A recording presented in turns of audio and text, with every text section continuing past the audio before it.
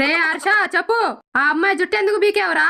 మరి ఆ అమ్మాయి నువ్వేం పీకలేవన్నది, అందుకే జుట్టు పీకా. వాళ్ళ అమ్మాయిని దాకా ఇంటికి వచ్చి పెద్ద గొంతేసుకొని గొడవ చేసిందిరా. అందుకే వాళ్ళ ఆయన పారిపోయాడు.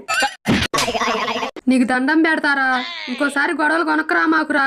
నేను కొనుక్కోటానికే డబ్బులు ఇవ్వవు, ఇంకా గొడవలు కొనుక్కొచ్చేంత డబ్బులు నా దగ్గర ఎక్కడు అమ్మా. రే ఇక నువ్వు మారవా?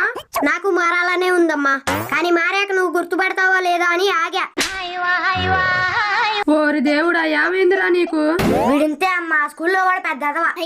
అంత సీన్ లేదులే, నాకంటే ఇంకో పెద్ద ఎదవ ఉన్నాడు.